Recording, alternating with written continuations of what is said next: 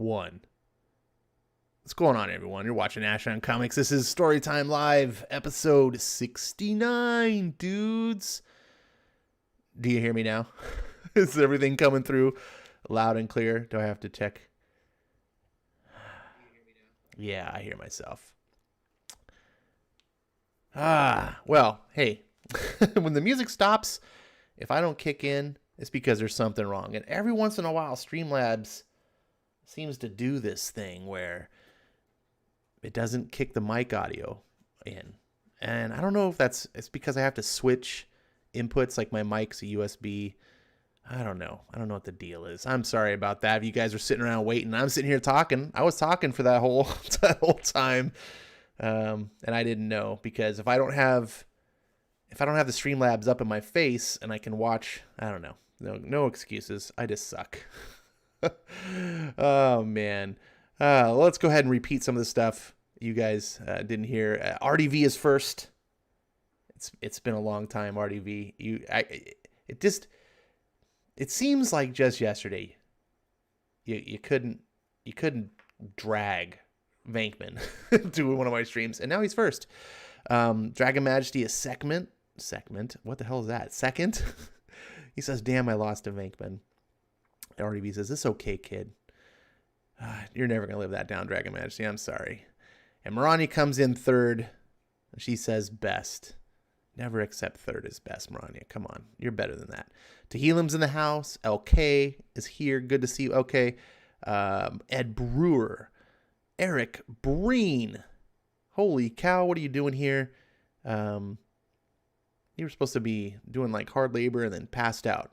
So everyone, congratulate Eric Breen for being here. Apparently he was digging some ditches or latrines or something. What were you doing, Eric? I know what you were doing, but let's see. RDV says, "I can't believe I never read Hellblazer City of Demons. Sean Gordon Murphy art." I can't believe that either, man. I thought you were a Hellblazer fan. We're just gonna have to start calling you Poser. You're just a poser Hellblazer fan. No, it's a Sean Gordon Murphy art is. I heard about that's kind of where he got his start. Actually, it was on Hellblazer.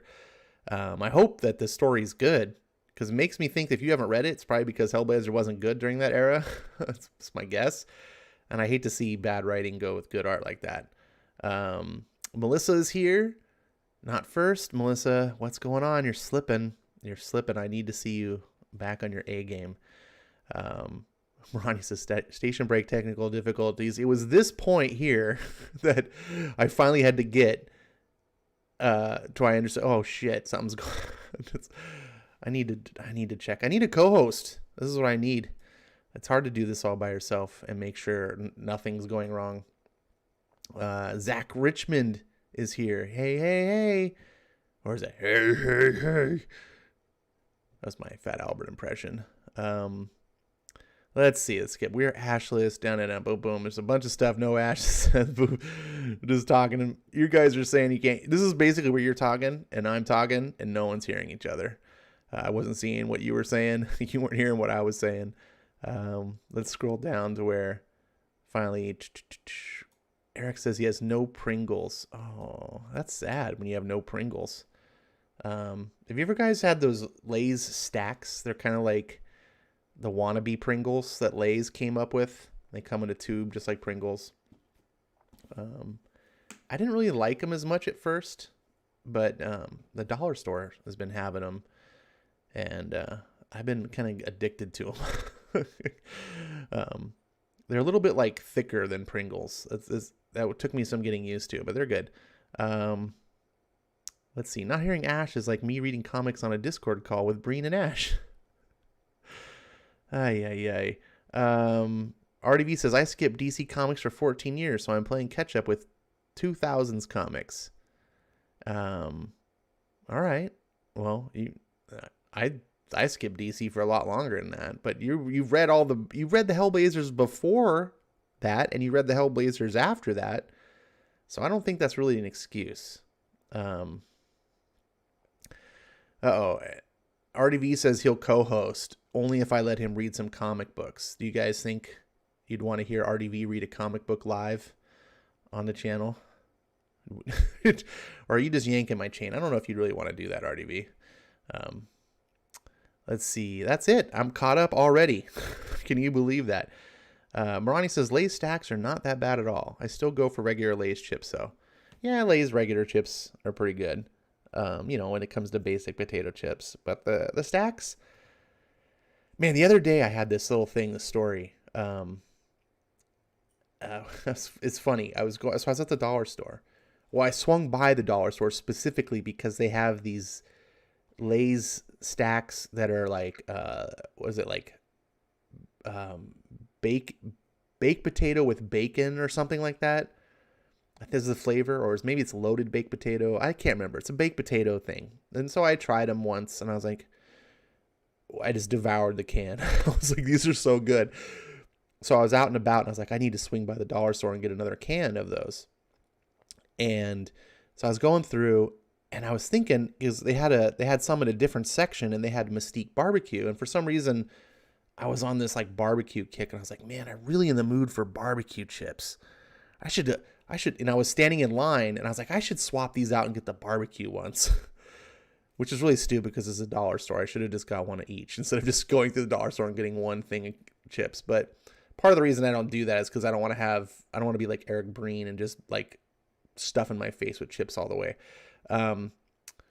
And so I'm standing in line, and I'm like, no, this is what I came here for. I'll get them. So I get home, and that nagging feeling is still stuck in my head I think I was actually going to do a stream that night, and I was preparing to do it, and I'm sitting there going, man, I really wish I would have got those Mesquite barbecues now. I mean, as much as I like the baked potato things, but I'm just in this craving mood for barbecue. And I'm sitting and prepping the stream, and I'm like, I could snack a few chips. I lean over on the side of the desk, and I grab the can, and the can is Mesquite barbecue. I swear to God, it was like the weirdest thing. It was like magic happened. I was like, I mean, obviously what really happened is I grabbed a can of Mesquite. Like someone had put a Mesquite barbecue like in the stacks of wherever the baked potato ones were, and when I went to grab it, I just didn't know because the color of the label was similar, and I probably just reached in, grabbed, and didn't look at the label. It's obviously what happened, but to my conscious awareness, when I was going through, I had bought my intent was to buy the baked potato one. My knowledge was that that's what I did. Everything was fine. I was having I got home, and it was like magic had transformed it, is really how my perception was. It was the weirdest thing. But I thought that was a funny story. And then I was going to tell that story on a stream. It was a couple streams ago. And then I forgot, and I just remember now because I'm getting old. Speaking of getting old, Eric Breen says, I can't stay awake, leaving and passing out. Good night, kids. That's what happens when he doesn't have Pringles, and I start talking about food. He can't handle it. He's got to go. Melissa says, Ash, Hawkman race swapped. He did. They did. They race swapped Hawkman. We're going to have a black Hawkman. Why? Because Hollywood's racist, and they cater to progressivism, and there's no reason. And it's not... I'm upset. Whatever. I'm upset for a couple reasons. One is I don't like racism. And when you race swap someone and you don't have any reason to race swap other than to diversity or something like that, like that's racist. That's actually just racism disguised in the idea of virtue. But it's not virtue. It's virtue signaling. I don't like that. But I also don't like is that it shows you don't respect the source material. And so when you put a source material, when you put an IP into someone's hands to adapt it, and they don't respect what they have, the likelihood of them creating a good product with that material is next to none. You see it all the time. Now, sometimes people still enjoy it. Like people like the X-Men movies. I think the X-Men movies are garbage. They're nothing like the X-Men was supposed to be. Fox completely butchered the X-Men movies.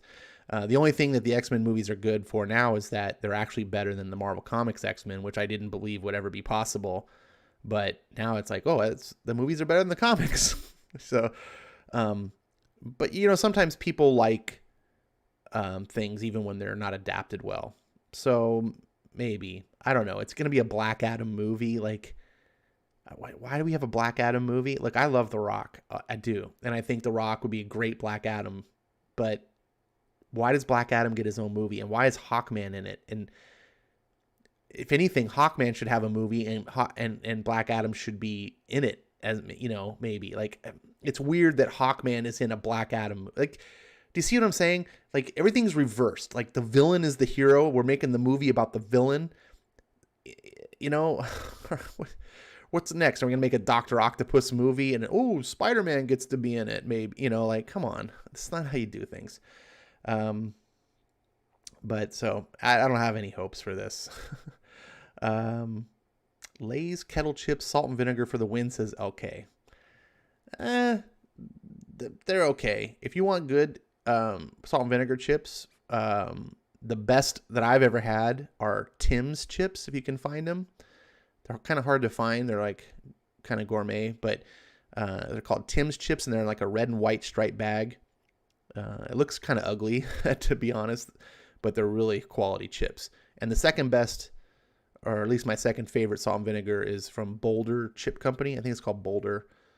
Yeah, Boulder.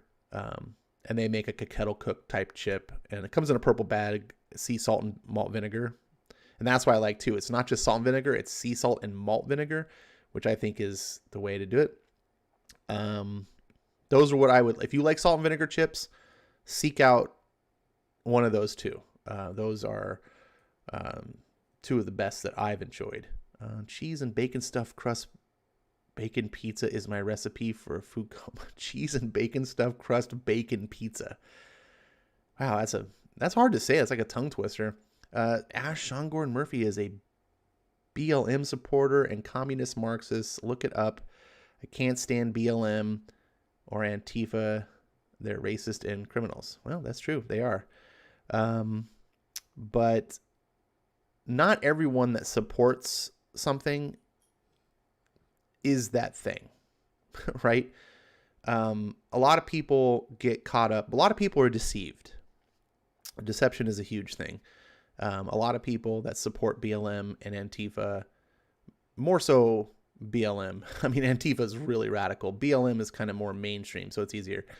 A lot of people get sucked up and don't know what they're buying into.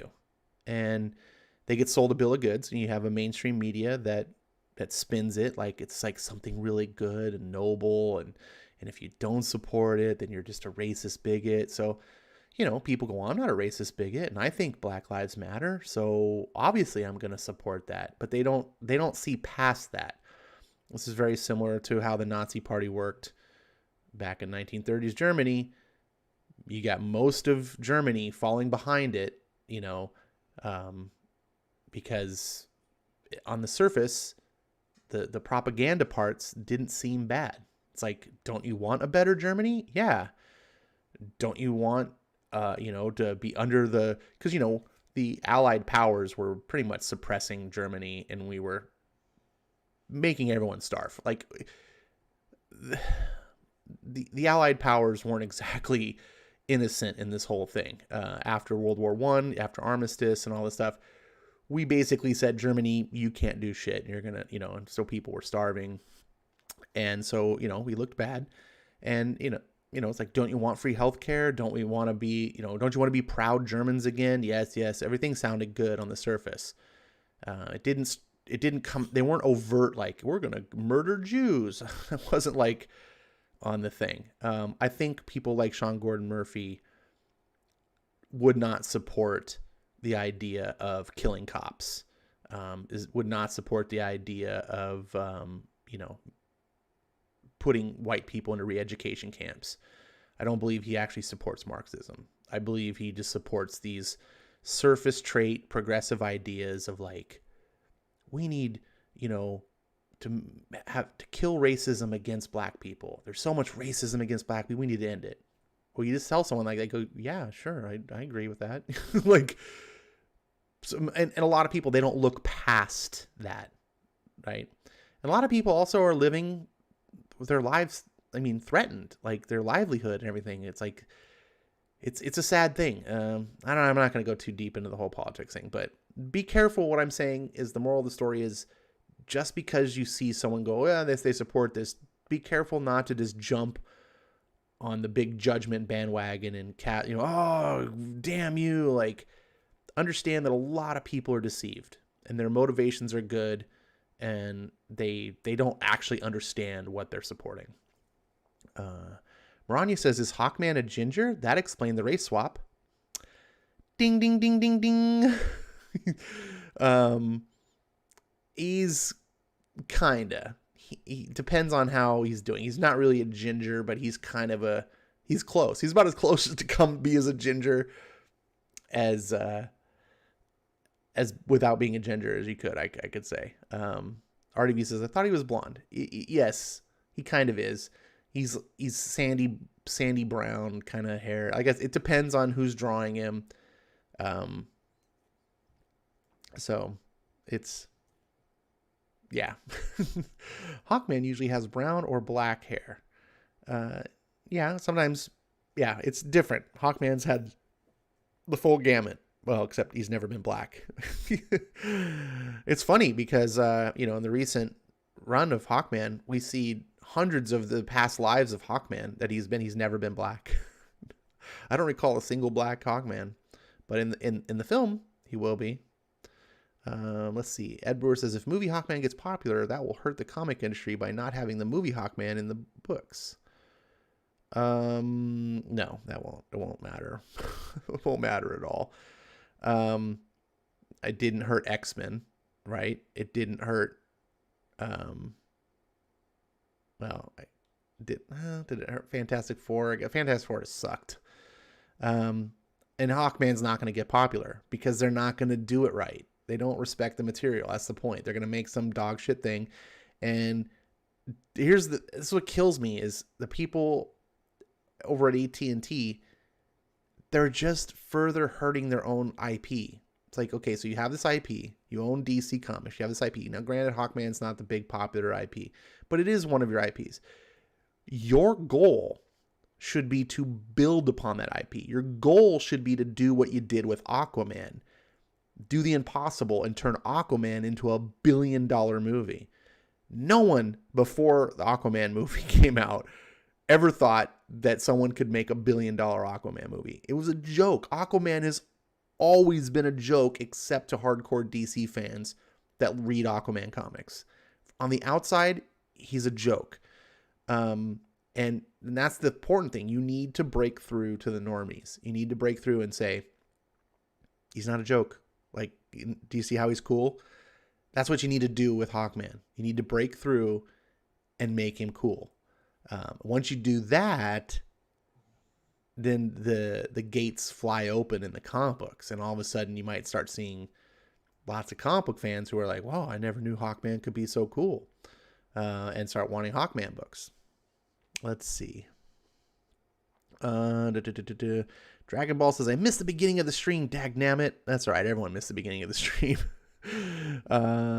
Ash History Lesson segment. The more you know. Sounds like good books tonight. Yeah, buddy. Ronnie needs a blue wrench since you only blue wrench left. What? Since you're only blue wrench left. I see. But Marani's not always here. Let's see. There we go. All right, Marani. Marani's got a blue wrench because RDV asked for it. I don't know. Marani has proven to be a good moderator, so I'd be honored to have her moderate my chat. Dragon Ball says, Dauntless ain't half bad on PS4.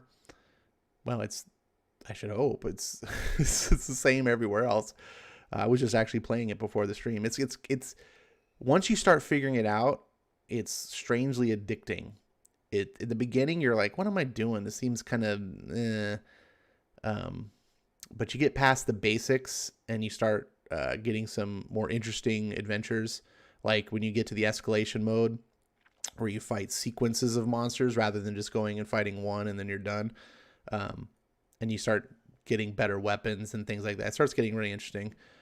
Well, not interesting. It's just fun. I'm not sure if PS4 can cross over with Xbox. I know Xbox can cross over with PC.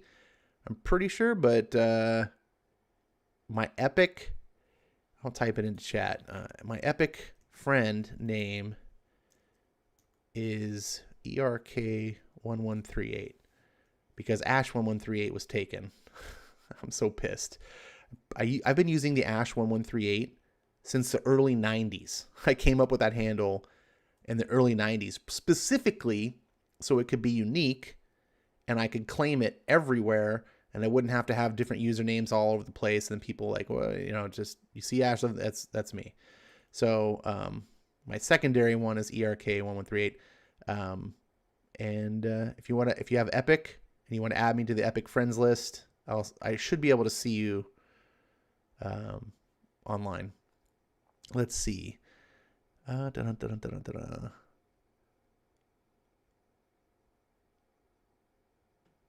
I go? Melissa says he gives money to them like all delusional far left woke SJW communist Marxists along with all the woke Hollywood. I don't know that he gives money to him, and honestly, it wouldn't really matter to me if he did, because like I said, people are deceived, Melissa, right? We're all deceived, even you, even me. We're all deceived in a little bit of ways. So one of the most impactful words that have shaped my life was the telling of the story of Jesus. And I'm not going to get too religious here, but just real quick. The telling of the story of Jesus, when Jesus is hanging on the cross and all the people are like shouting profanities at him and so forth. And like, oh yeah, you know, king, you know, just mocking him as he's being crucified. He says a prayer, says, "Forgive them, Father, for they know not what they do." And I just thought, whether or not you believe in God or Jesus or whatever, I thought that was a very profound way of looking at the world and people and stuff, and understanding that's like, these aren't necessarily bad people. They're misled people. And we've all been on that side at some point. We've all been on a misunderstanding, and it's caused us to take actions that maybe if we understood better, we wouldn't have done those things. So I try to live. I'm not perfect by any means. But I try to remember that, and try to remember that, you know, people make mistakes, and what I care about actually is what they do. You want to donate to Black Lives Matter? I don't care. You want to go assault someone on the street? Now I care, right? That's a big difference. Black Lives Matter is only a problem because of some of the things they do, right? If someone wears a Black Lives Matter t-shirt, that doesn't hurt anyone. Someone donates money to them, doesn't hurt anyone. I mean, gives money to the Democratic Party because it's just a shell group. But it's the ones out in the street hurting people, and that's the wrong. That's when you're doing that, that's where I draw the line, and that's where I have a problem. But saying, hey, I support these guys, I go, well, I think you're deceived, and I pray for you. Hopefully you'll wake up someday. And the only way we have a chance of people waking up or seeing a better way is to be a good example to them. You know, if we behave just like they do, then whatever. You know, if we hate, then why should it matter if they hate? You know, everyone just hates. There's another famous saying that really has helped drive my perception of the world and my worldview. There's a famous saying called "eye for an eye leaves the whole world blind." You know, at some point, someone's got to stop taking another eye, like, because if everyone is trying to get even with everyone else, then we're all doomed. Anyways, I'm not trying to get all preachy here. Sorry about that. I'd like Hawkman in a buddy cop movie with Adam Strange or Green Lantern, said Ed Brewer. I guess that wouldn't be bad either. I'm telling you, if I was in charge of AT&T, I would do a Hawkman movie and I would adapt Robert Venditti's first 12 issues. I would take that and I would condense that into a screenplay, and that would make a fantastic, like, 2.5 hour movie. It's perfect. It's the origin of Hawkman. You get some nice little Indiana Jones, like, archaeology moments in the beginning. It's just so well paced, great characterization, superheroic moments, massive climactic third act. And I think for the normies, once you tied it into Superman, there's a part in there that connects to Superman, and it's done in such a cool way. People would be like, what? Yeah, I think it would make it. And then the sky's the limit. Then you can do whatever you want. After you've done that movie, then you've got the world to understand who Hawkman is, and you've had this major epic movie. Then go on and do your buddy cop movie. Then go on and do whatever you want. But I think it's important to get a nice, super epic origin story to establish who Hawkman is and why people should care who he is. Let's see. LK says, it kills me that it's sitting right there and Warner Brothers isn't doing it. A John Stewart Green Lantern film. A great black character, and you don't need to do any contortions. Yeah, here's my feeling about John Stewart Green Lantern. You need to do Hal Jordan first.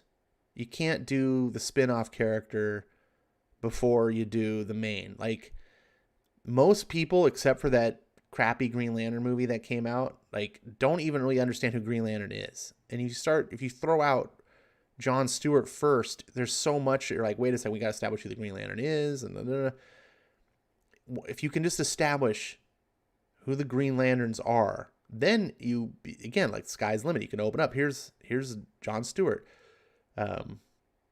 It'd be great, honestly.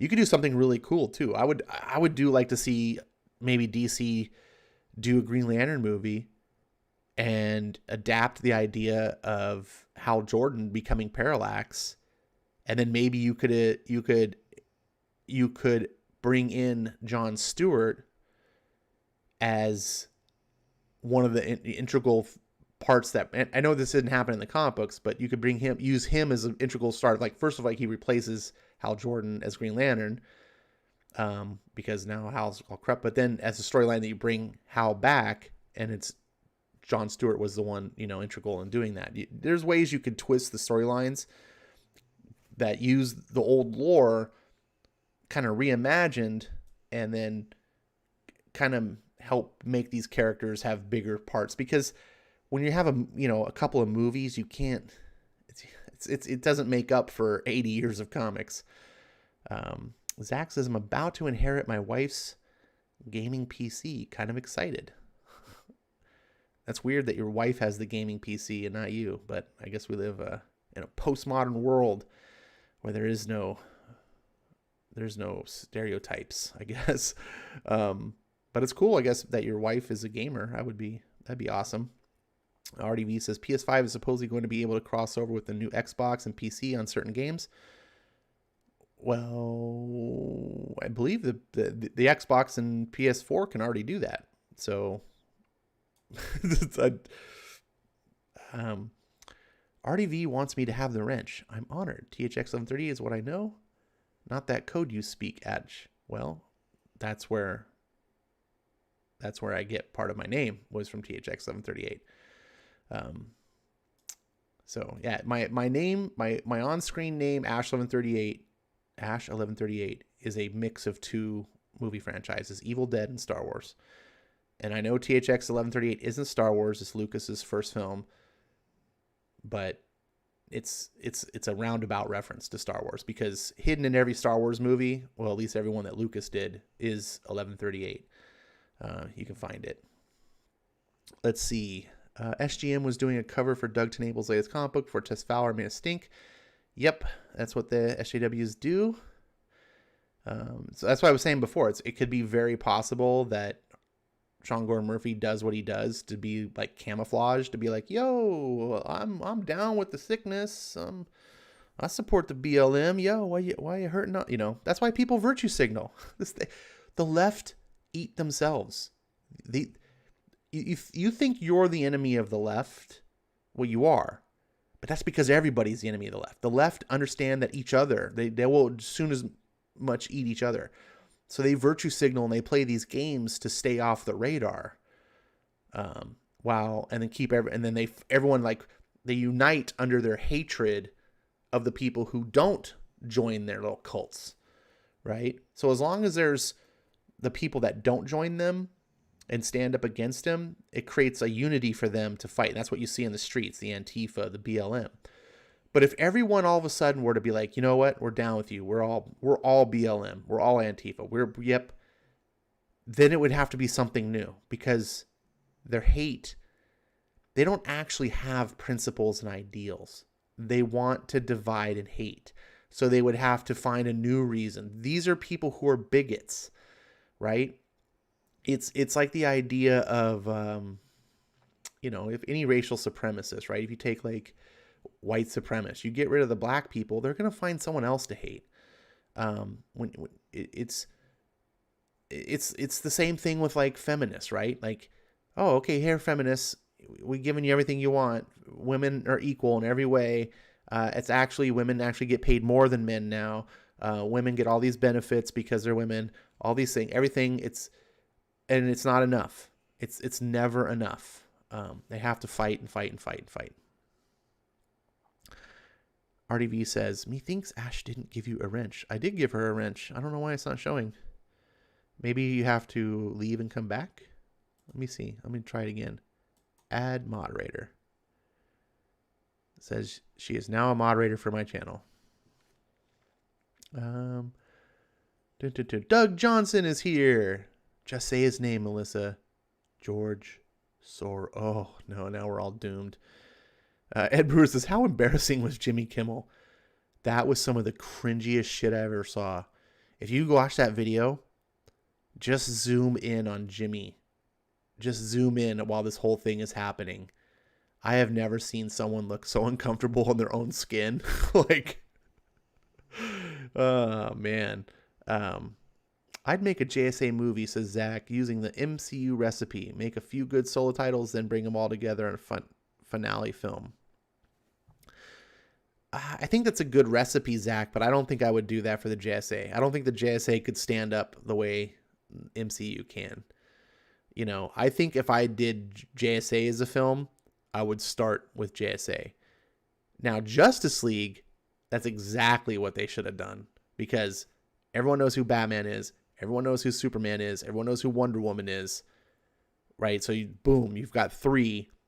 Most people know who the Flash is. He's had TV shows. He currently has a TV show. Most people at least have heard of Green Lantern, Aquaman, and obviously they proved that Aquaman could do a solo film, made $1 billion, arguably one of the best DC films of the modern era. They needed to do 7 films at least. Do a solo, an Aquaman, a Batman, Superman, a Wonder Woman movie. The Wonder Woman movie was good too. A Flash movie. Cyborg is the only character. I can't believe they moved Cyborg into whatever. I don't like Cyborg, but so be it. Cyborg's there. Like, do all 7 of them, then bring them together. At least have a solo movie under their belt. The whole idea that it was like, Superman, Batman versus Superman, Justice League. You're like, what? We haven't even had a Batman film yet. What's going on? Meanwhile, we're about to have our second Suicide Squad film, and we've had a Birds of Prey film. Warner Brothers just does not know what they're doing. Let's see. Zach says, she plays PC and I stick to the PS4. Well, PS4 is fun. Speaking of PS4, I just got, for my birthday was yesterday, by the way, for anyone of you who didn't know. So my buddy, he picked me up a Ghost of Tsushima. I've talked about it before. It's a game I've been wanting. And so he surprised me with that. He's like, here you go. And I was like, what? So I've been playing that all day. Oh, shit, man. Ghost of Tsushima. That is fun. I don't know, I'm a big samurai geek. Like, I love feudal Japanese culture and lore and all that. And it's awesome. It's kind of a cross between, the game is a cross between Red Dead Redemption and Assassin's Creed, but with samurai. And I'm just like, sign me up. It is so awesome. You can run around this open world as this samurai. The combat's a little bit hard. I'm getting used to it, but it's rewarding for when you win fights. You feel like, yeah, I'm a master swordsman. But if you're not a samurai person, I don't know if you'll get it. It's a good PS4. I'm an Xbox guy. I am, but PlayStation gets some of the really cool games. You got Spidey, the Spider-Man PS4 game, God of War, and now Ghost of Tsushima. Right there are three huge reasons to have a PS4, amongst others. I mean, there's all sorts of other great solid games too. Let's see. Unless YouTube changed the way it works, the moment you type something after he gives you a blue wrench, your name should be blue. Unless it's in Streamlabs. No, I'm not. I do everything in the YouTube. I just use Streamlabs to host whatever. Dave says, so you catch up on sumo? No, I didn't, Dave. I that's not a rabbit hole I can go down, man. I might check out some more of it later, but I don't know enough about it, and I don't have anyone else to get into it with, so to speak, so it's tough, right? It's like UFC. I like MMA, but it took me forever to get into it until I had a couple of friends who were into it and like kind of coaxed me along and showed me the ropes and so forth. And then when I moved away, all those friends are in Colorado. So when I moved back to California, now I don't have any friends that are into MMA. I don't follow MMA anymore. I mean, I do a little bit, but not. Yeah.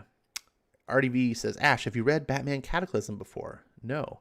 So speaking of also gifts, thank you, Real Dr. Venkman. He didn't say it was a birthday present, but I kind of treat it like a birthday present since it came the day after my birthday. Venkman donated to me Batman Cataclysm, so I'm going to look forward to reading that. I'm very thankful.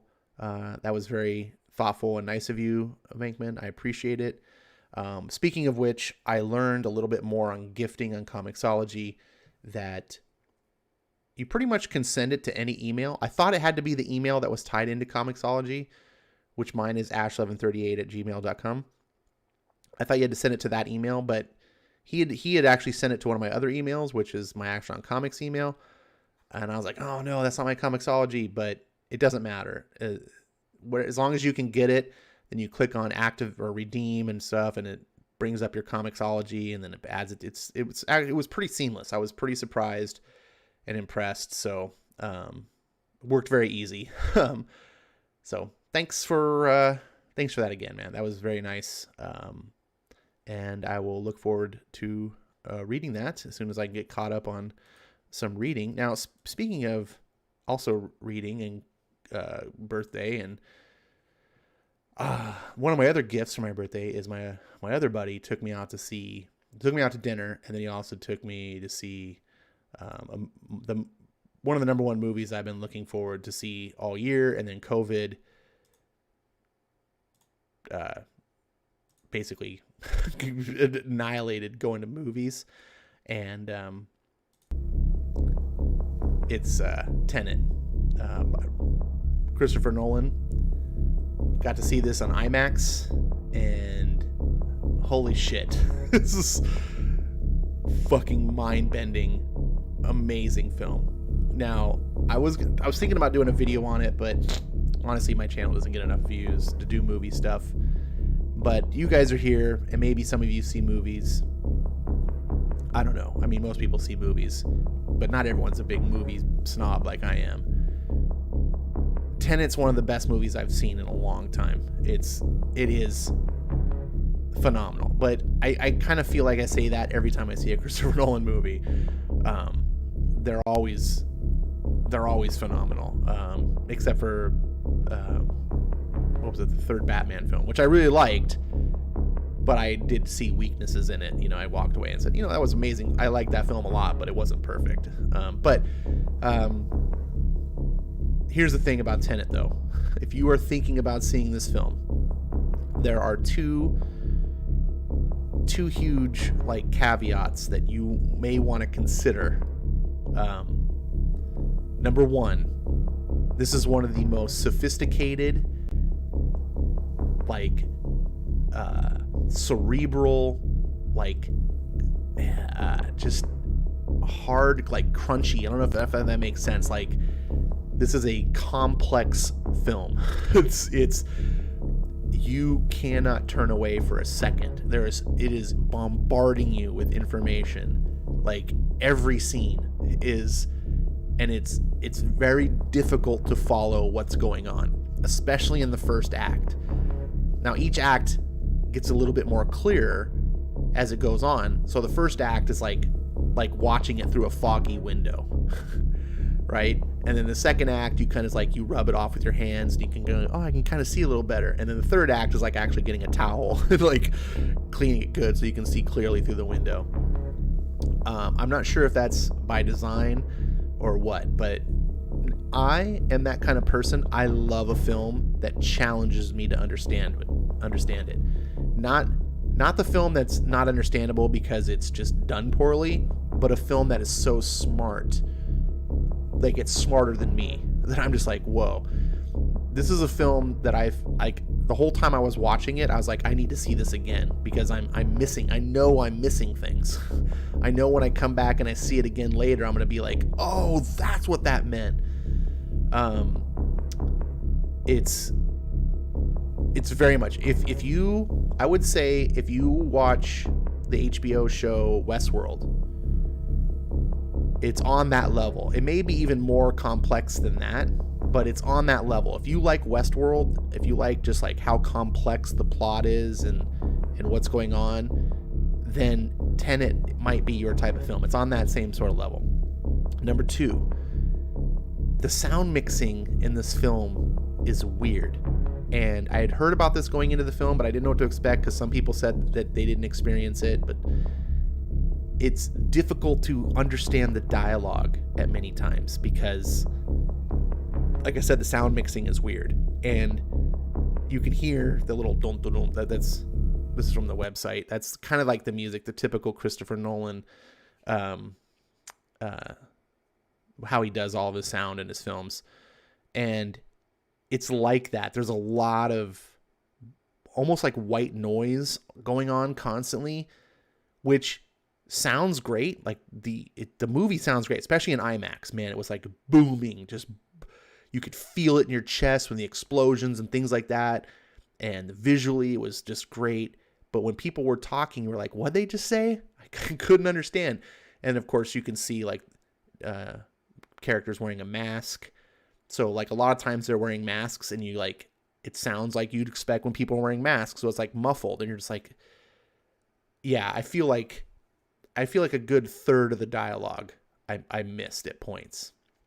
Now that sounds tragic, but Christopher Nolan is such a good filmmaker that even though you don't understand every little detail of what's being said, if you are paying attention, you are able to understand the plot and what the story is going on, because visually he still tells the story. And I thought it was a story of time travel, and it kind of is, but it's not.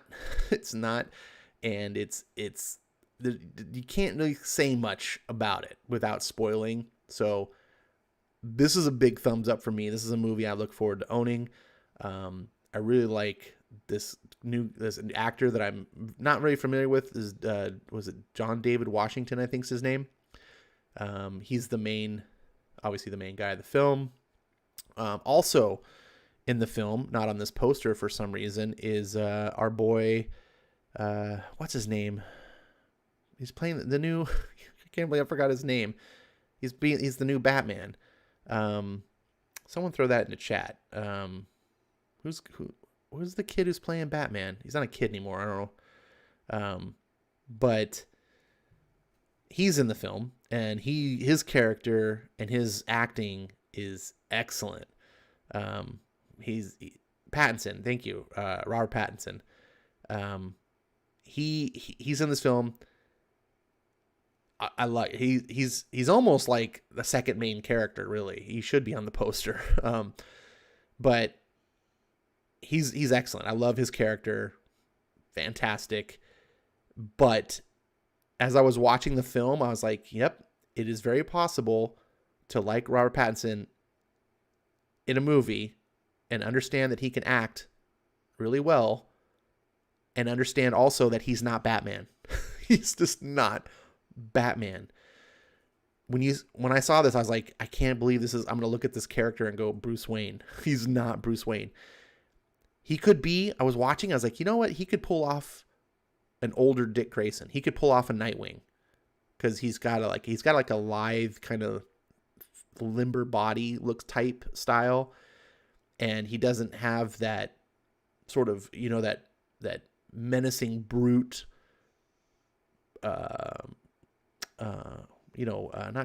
composure, like Bruce Wayne is an imposing, tall, dark, handsome, like man, whereas Nightwing is more boyish, thin, is not intimidating. At least Dick Grayson, I was like, yeah, he would be a great. I would like to see him interacting with Batman, the way he interacts like with John David Washington's character here. Like I was like, oh yeah, because he does kind of almost play a sidekick in this movie. So anyways, yeah, that was like, so people say, oh Ash, you don't understand, Robert, he can act, and I'm like, it doesn't matter if he can act. He still has to like represent physically. He has to have the physicality of Batman, and he doesn't. He just doesn't. He doesn't have the voice for it. He doesn't have the body acting. Like he doesn't have the physicality. Nothing. There's nothing about him that's Batman. So I don't know what they're gonna do. We'll have to wait and see. But if you can, if the two caveats that I said don't steer you away, see this film. If you can. I had a blast. I love movies, and this was way better than spending $10 on a comic book for me. So, if you guys have seen the movie, anyone want to talk about it later, hit me up. We can talk some on Discord. I definitely would love to talk about this film. There's a lot that I feel like I missed. I had questions, but I'm not going to spoil anything here. So, let's see. Before we get into our comic for the evening, let's just see. Zach says, looking forward to it. I love Nolan movies.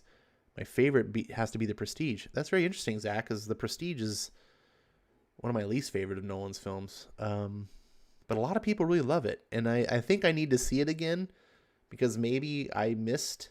That's the one thing about Nolan's films. They're so complex usually that I feel like I need to see them multiple times to truly get what's going on. So yeah, I should see that movie again.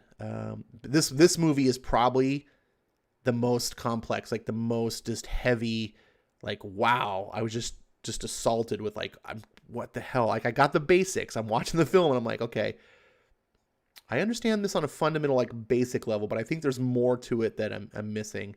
But I love how these little pieces go together and things that you don't understand in the beginning, like what's going on here? And then later on in the film, it gets to it and you're like, that's what that was. Oh my God. Really cool stuff. Really cool. I just can't talk about it. Let's see. Ed says, maybe dude will bulk up over 3 movies. Well, no, Ed, he won't, because haven't you heard? He's refused to do his physical training for the film. So he's not even going to like work out for the movie. And it doesn't matter. You can bulk up if you don't have the frame You don't have the frame. Like, he just doesn't. He doesn't have the composure. And here's the thing. John David Washington is a short dude. Like, everyone overlooked him in this movie. But he held up because he had composure. And so even though Pattinson was taller than Washington, I just felt like he was smaller, if that makes sense. Like, some people don't have that same physicality, and Batman, The Dark Knight, needs to have that. Ronnie says, you mean lazy Batman doesn't want to work out? Yeah, there you go, Ronnie. So Ronnie was echoing what I was saying. Zach says, I always have to watch a Nolan movie at least twice. Exactly. This one, I think I have to watch 3 times. And if you enjoyed Memento, if you've seen Memento, which is the movie that got me into Christopher Nolan, there's a little bit of echo to that. In this movie, he likes to play with forward and backward storytelling, and that can get very confusing because your mind is trained to go forward, and so when things are playing backwards, your mind isn't processing it correctly because it's not natural. So I think that's gonna inherently cause confusion, but as you see it multiple times, just like Memento, you're gonna be like, oh, I see what's going on here. Let's see. Zach says, I had to watch Inception a second time right away because I looked at my watch real quick. In the end, I thought I missed something.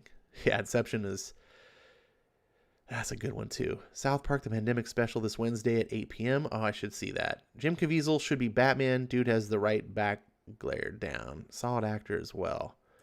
The guy I think they should cast as Batman, they never will. And I forget his name. Joe. What's his name? Joe. I always forget his name. It's like Joe Manganiello. There you go. This is a guy that I think they should cast as Batman. He played the werewolf in True Blood. If you ever watched that series, he's been in a few things. He's a tall, brutish guy. Not British, brutish. He's got the brooding down. I think, and he doesn't have that sort of like perfect, like, male model look to him. Like, he's kind of like his nose is kind of crooked. He looks kind of how I'd expect Bruce Wayne would look, more, handsome, but in a imperfect kind of way. He's fucking jacked, like, this is Bruce Wayne. And then you could put Pattinson next to him as Nightwing. It's like, that's who I would cast. And he's also not a big enough name. Like, he's enough of a name and he's a good enough actor. He's proven himself, but he's not like a huge star where he's going to be like, oh, he's made one movie and now you can't, you got to pay him $1 million, $50 million to be in the next movie. But whatever. Well, that's who I would cast. Caviezel is too soft of a face. Like, I couldn't. He's a good actor, but his face is too soft for me. Let's see. Person of interest proved to me that Jim is so good for the role. He is good. He is good. I just, like I said, just from a looks point, I don't know. And his voice, Jim Caviezel's voice is very soft. Let's see. All right, so that's it. Let's get into comic books. I've been talking a lot about a lot of stuff. So we are doing tonight Eclipse. This is chapter 2. Oh, my beer's just been sitting here.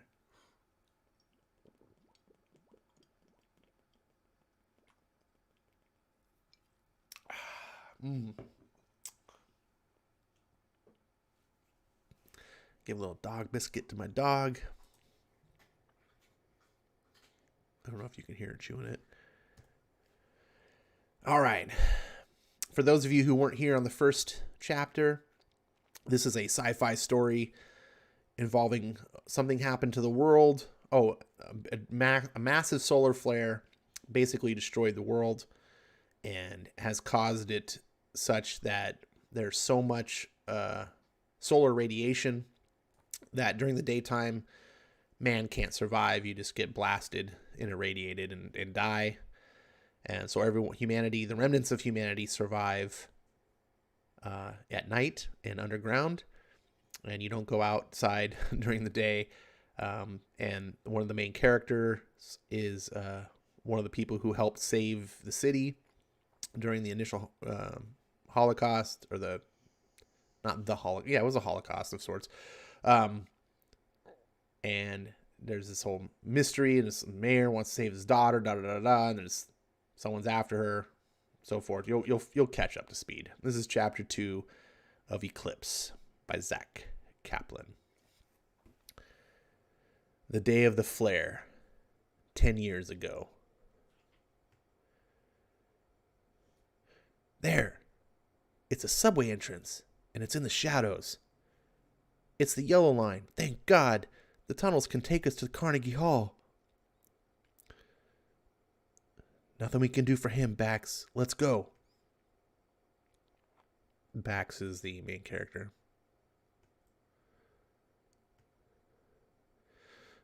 Help me. Help. Hey, Bax. There's someone alive over here. Easy, we got you. We got you. Buddy, are you okay? I need to get to City Hall. I need to activate emergency systems. David, it's Mayor Holden. Don't worry, sir. We're firefighters. We'll get you there. Nick, City Hall isn't near Carnegie Hall. And Sarah and Penny are at Carnegie Hall. They need me. Young man, your city needs you. We lost him. Don't even think he followed us down here. Good. We can stop running and rest. So in case you missed it, that was a time transition. There's the past, now it's present. He's saving this girl. Who is he? I don't know. Why didn't he burn? I don't know. Let's just get you home. Also, for those of you who missed it, at the end of the last chapter, they saw a person standing outside and he wasn't burning. And so that's a big what? You know something?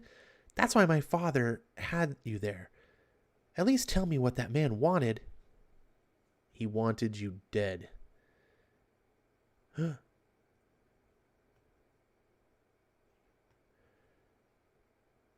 now they're dead because of me. I can't believe they're dead. Murph was the big guy, the one who threw himself over me, who protected me. He had been protecting me since I was a kid. He was like a father to me. I'm sorry for your loss. You shouldn't be sorry. I'm sorry. I'm sorry. Hey, come on. What's the point? I have nothing. Nothing. You ever feel like you're in a box? It's really dark and you're all alone? It's a dark and lonely world. Now let's go. And hurry up. I'm not waiting for you.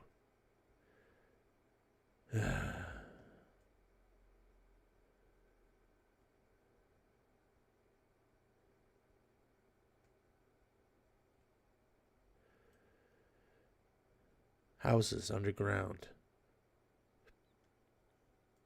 Which one is yours? The big one. Knock, knock. Oh, my baby. Thank God. Thank God. Dink. Our cameras caught him fleeing the club area and getting on the subway. He got off on Mount Vernon. Everly's team will go after him. I'd like you with them. You know that he didn't burn in the sun? Cameras see that? They did. You still think that was Ken Corning gone rogue? You think it wasn't? I think there's more going on here than just an Iceman with too much sun exposure. Do we even know why he doesn't burn? No. But here's what I do know. I know how to survive.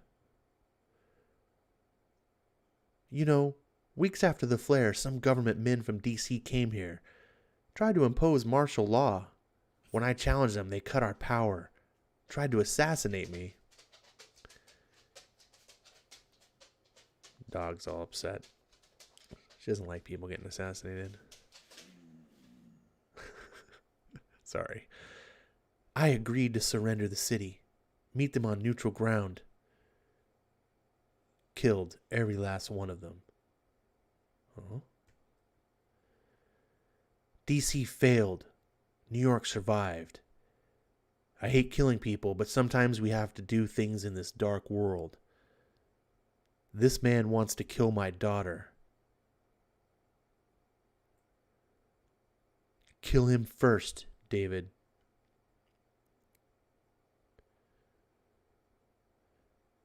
Oh, God. You scared me. Sorry. I guess it's been a while. Average amount of time for two professional colleagues. How have you been, Val? What do you want, David? I saw a man who didn't burn in the sunlight.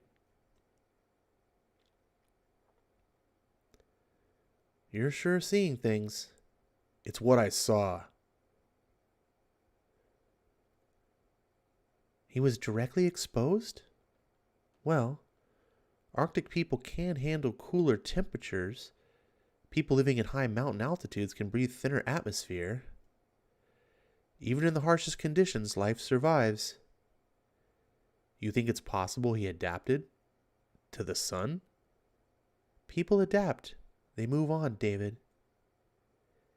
Sorry I can't be of more help. If you find your mystery man, ask him for a blood sample. I doubt he'll cooperate. They never do.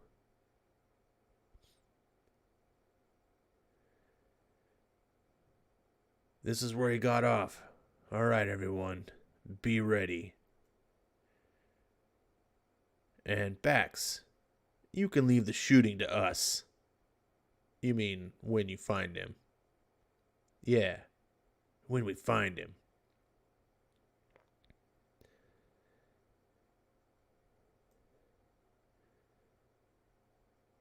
A lot of ground to cover with 6 men. NYPD is a little undermanned these days. Doesn't help that cops can be bought by corporations. It's a means to an end. To your end. Man, for one of the city's heroes, you're one cynical asshole. Tell me why I should be hopeful. Yes, the big companies run everything, but our NYPD Solar Crimes Division needs resources. And now we have Solarity Iceman suits. You can't make things better without hope. Hey, look there. See? Hope leads to things.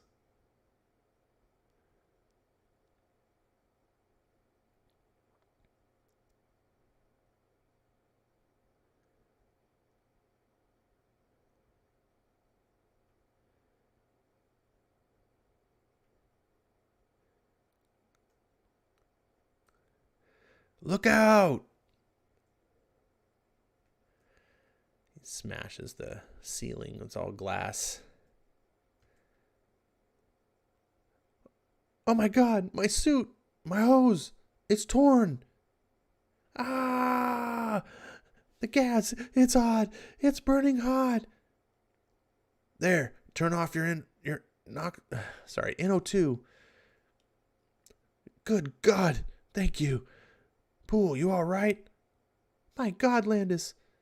And Beale, there.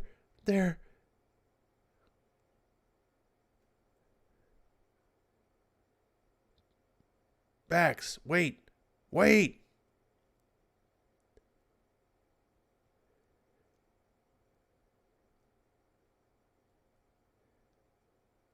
Ka-ching.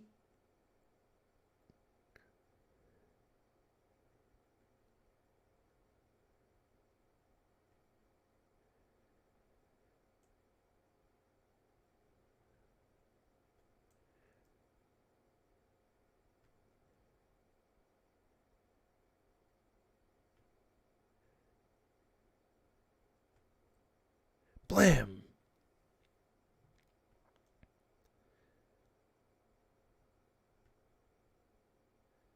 Shink.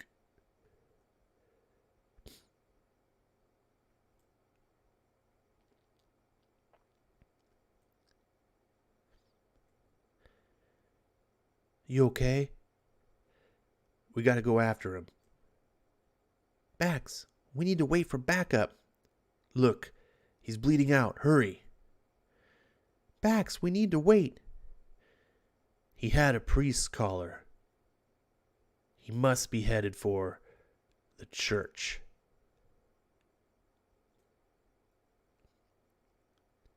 The new Amish lived here, you know, those off-the-grid survivalist wackos. The doors, they're locked with chains. This window's broken. They're all broken. Look, the blood goes inside. Help me up. These windows were broken on purpose. What gives you that idea? Hey, Bax.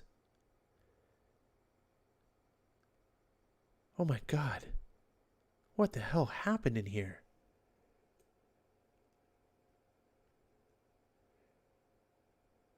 They were all burned alive.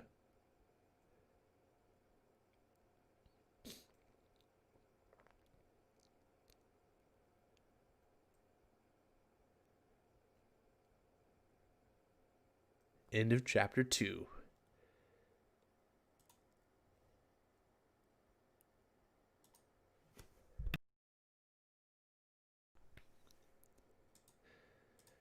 All right, what'd you think of that? Chapter 2. Let's see. Ronnie says, now that guy would take the role seriously. He is not averse to working out for roles. RDV says, we started 69 minutes ago on episode 69. LK says, Mayor Holden McGroin? What? I don't know. Ash Lady voice sounds like a Fembot Bender from Futurama. Melissa says, why not put a bubble over the city? I don't know, Melissa. Have you ever tried to put a bubble over a whole city? I don't think anyone's ever done it before, so it can't be easy, especially when you live in a world where most of the population died because the sun kills you. I think that would be very tough. Baxter and the girl remind me of Hawkeye's Scarlet Witch dynamic in the MCU. Really? Wait till he suddenly has a secret family appear in the book. Oh, damn Muty and his sun immunity. Damn, Muty got away. LK says has a gritty image quality to it. Yep, this was an image book. It's good. Yeah, this is the good type of stuff that Image does. I'm enjoying this so far. I don't know who this artist is, but he's doing a really solid job, at least illustration-wise. He's not really great on the whole storytelling, but I think that also might be part of the writer. Putting too many frames in, it's kind of messing up the flow. But that's some minor quibbles. It's an independent book, but it's an intriguing story. It's got an interesting world going on. I like that. I like that there's a greater mystery of like, why is this guy immune to the sun? We don't know. So we'll see how it goes. Let's see. Man, this book is good at having good action pace and cliffhangers. That is true. At least each issue is designed to have a sort of a stopping point, which is how when you tell comics, you want each issue to lead in and go, have a cliffhanger for the next issue. This one wasn't kind of as big as the last one, but it definitely keeps you wanting, on the hook to wanting more. The next book for the evening. Oh, I didn't do full screen. Forgot. Apologize. We'll do it this time. Full screen. We are doing Fantastic Four versus the X-Men. This is old school. This is when I got into comics. Marvel's 25th anniversary, which was only 34 years ago. Somehow 25 plus 34 equals 80 in Marvel math, but who's counting, right? Let's see. RDV says all it needs now is zombies that are immune to the sun. Oh, Jesus.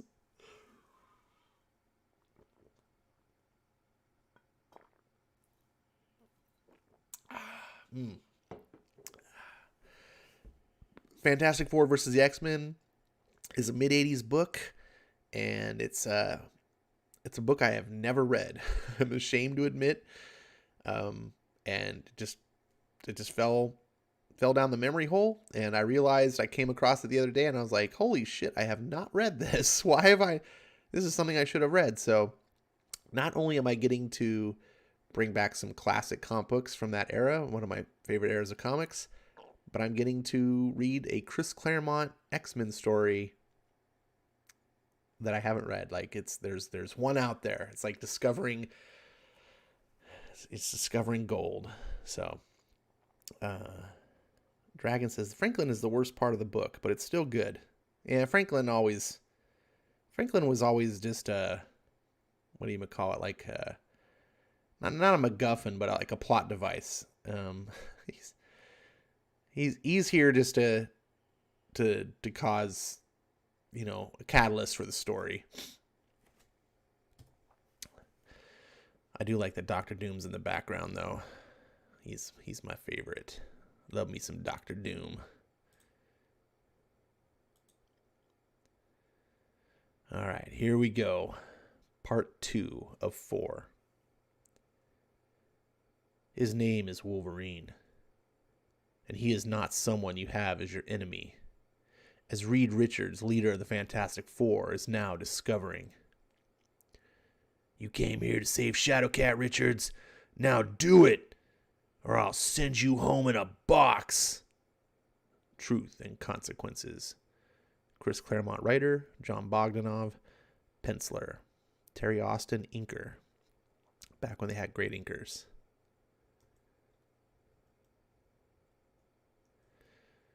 Our setting is Mere Isle, a wild, desolately beautiful rock jutting out of the Atlantic Ocean just above the north coast of Scotland.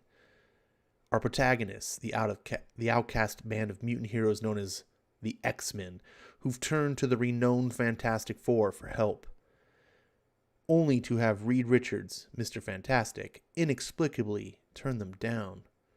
And since the life of a teammate hangs in the balance, some of the X-Men aren't taking this refusal too well. Stop, Wolverine. Let him go. I'll separate them, Storm.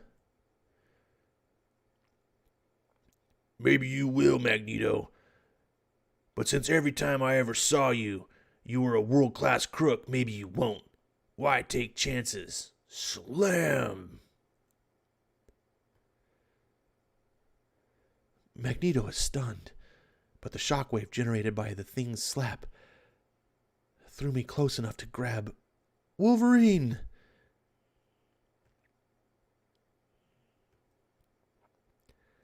As the X-Men's leader, Storm struggles with all her might to hold her friend back. Ouch! That Canadian creep caught me off guard with his elbow to my gut. Knocked me for a loop. Holy cow, now he's after Reed. I knew it. We were fools to trust Magneto. This isn't any mercy mission at all.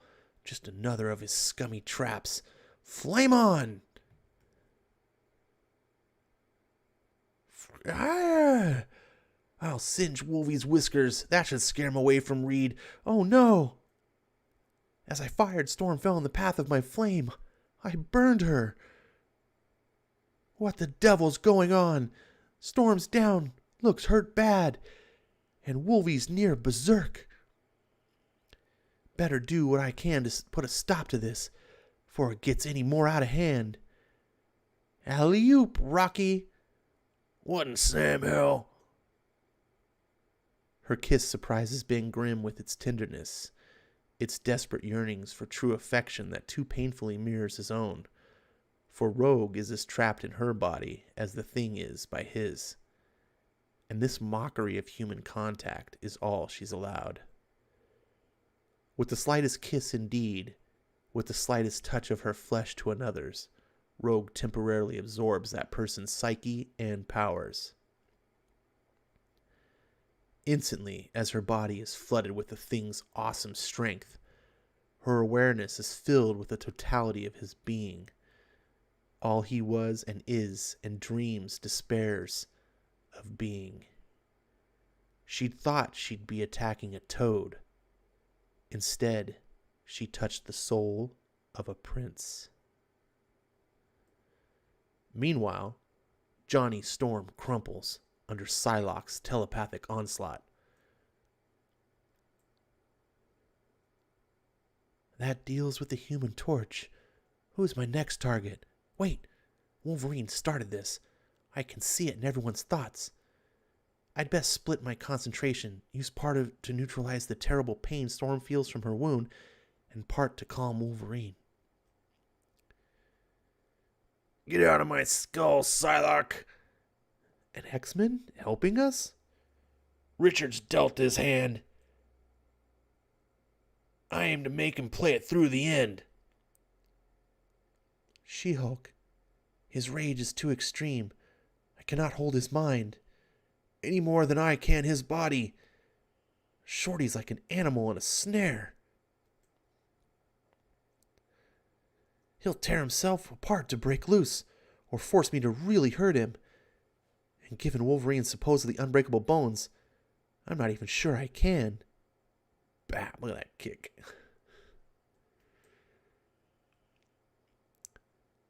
From the hatchway of the Fantastic Four's hyperspace plane, a young boy watches in growing horror as friends battle family.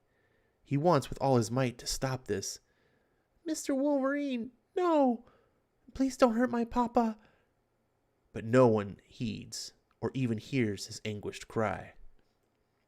Because he isn't exactly really there. The costume figure of Franklin Richards that appeared in Scotland is really an astral projection of the sleeping lad back home at the FF's New York headquarters. However, as so often happens when you're asleep, a leap made in dreamland, kabonk, has rude and painful consequences in reality. Ow, ow, wow, wow, wow. Oh, Franklin, what's the matter?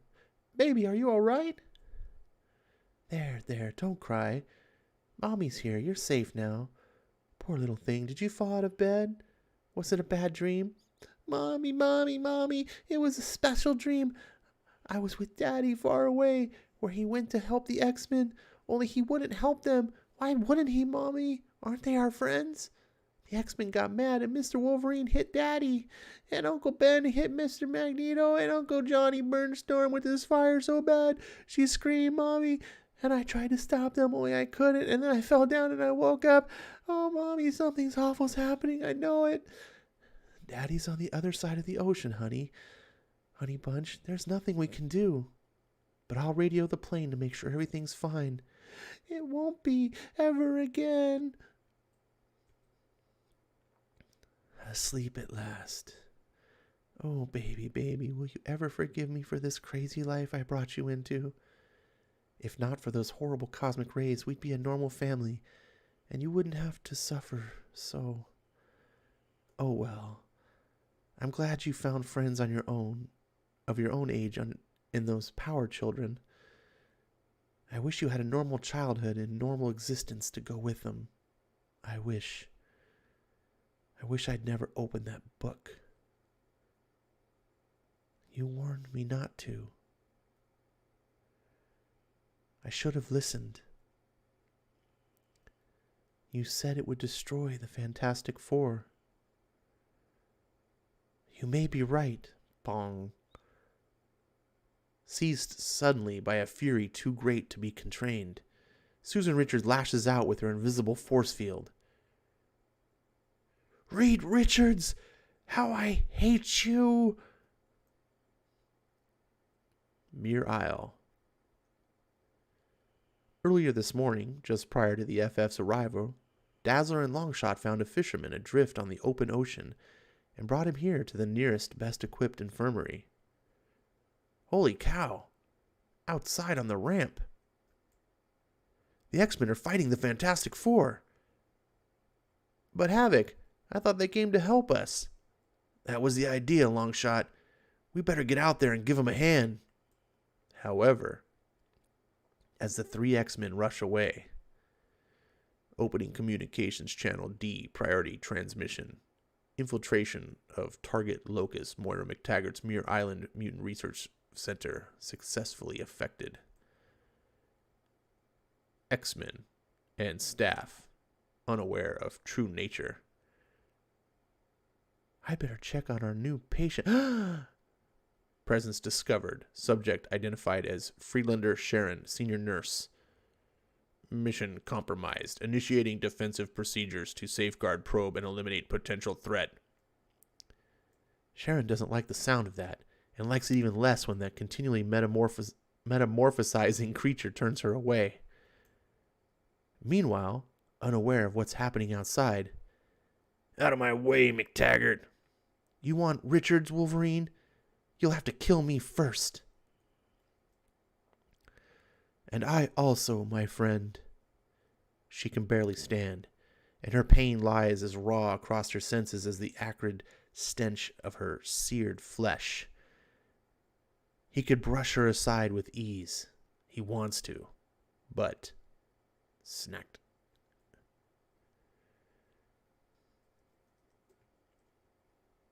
Who's talking? It's word balloons. I can't tell who's talking.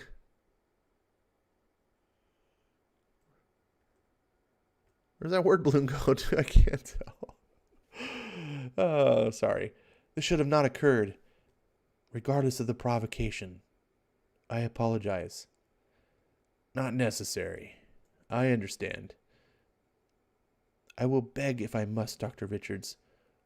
Only you can save Shadowcat. Believe me, Storm. If I could help, I would. The heck with him. We don't need his permission. I'll simply touch him and learn everything he knows, including how to run his stupid gizmo.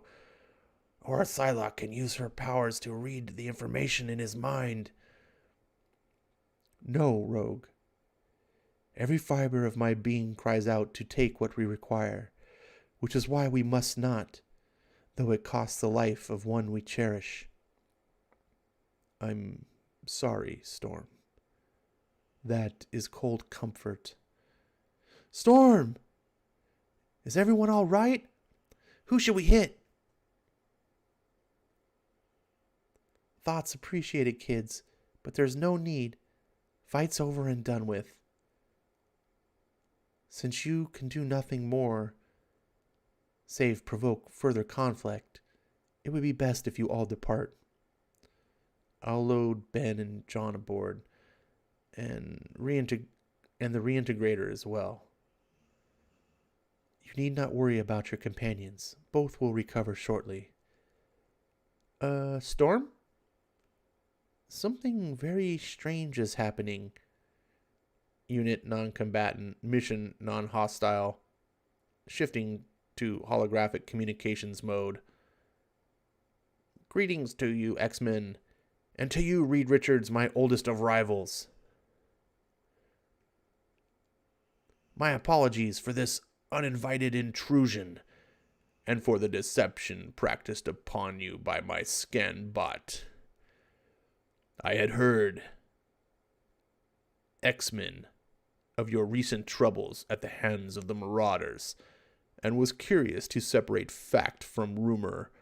More importantly, I'd wish to determine whether or not this attack on you posed any threat to my interests. So, learning of your presence on Muir Isle, I sent this construct to reconnoiter Dr. McTaggart's facility.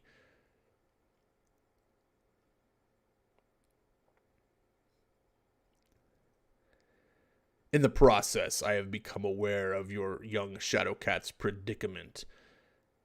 I believe I may be of some assistance. I can duplicate Richard's research and construct his molecular reintegrator, and with it, save this child's life. For what price? Would that matter? However, no price was mentioned. None shall be. You're doing this out of the kindness of your heart, eh?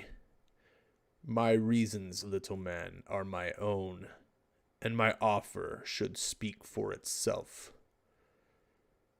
Storm, you can't. You mustn't.